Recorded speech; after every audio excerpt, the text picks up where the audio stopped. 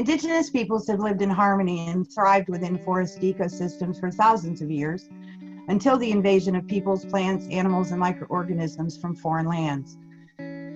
Our ancestors thrived by learning, adhering, and passing down to successive generations their knowledge of natural law, and every geographical area has its own complexities, seen and unseen. What works in one area won't necessarily be the right choice or action for another. Next slide, please. Researchers and supporters of the GE American Chestnut complain that restoration is taking too long.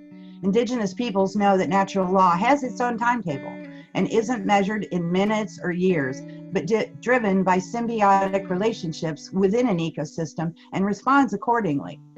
I call this rush to insert this tree into our natural forest the fast food mentality of biotechnology. And we've learned how unhealthy fast food is for us. Next slide.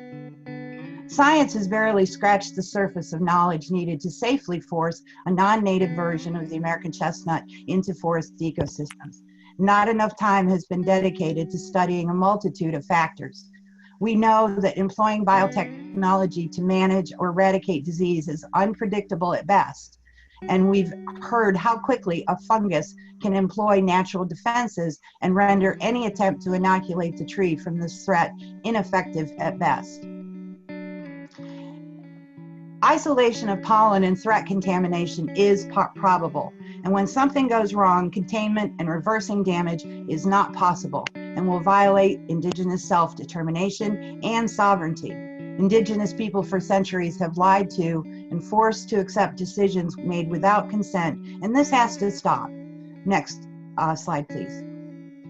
Researchers and supporters of the American chestnut haven't been completely honest when it comes to the probable outcome for their GE version. There's far too much industry influence in the research and the regulatory process. Significant amounts of money have been given to this research from corporations and government agencies, and they've sought professional strategy guidance to influence public opinion. If this is such a good idea, why would this be needed?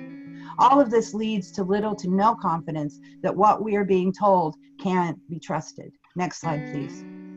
There are many more GE trees waiting in the wings. They're being designed expressly for commercial use, for current and new markets, that will only increase the need for more trees and additional forest resources, and will cause the destruction of the natural forests remaining.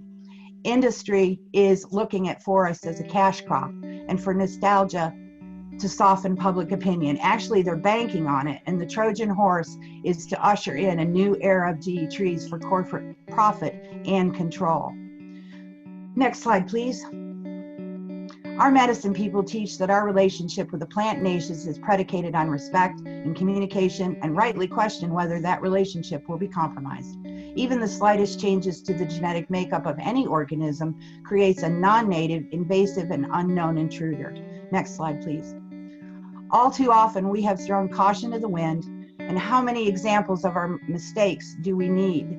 Capitalism in all its glory has caused forests to disappear forever, eradicated countless species, and continues to create need where there is none. The American chestnut could have been saved, but humans thought they knew better, and today, once again, we're paying the price. Next slide. We have great respect and work closely with many dedicated scientists, researchers, community members, and many of them are tribal peoples. However, their conclusions and perspectives in some cases are in direct conflict with counterparts who are funded by multinational corporations and federal government agencies that are working for them instead of us, the people who will suffer these mistakes. Indigenous peoples' opposition is based on the evidence of past and current decisions that have provided the lessons learned that we should factor into all future decisions. Ultimately, we expect that our choices, based on our understanding of natural law and the tenets of Indigenous traditional knowledge, whatever those decisions may be, will be respected and honored. Thank you for your time.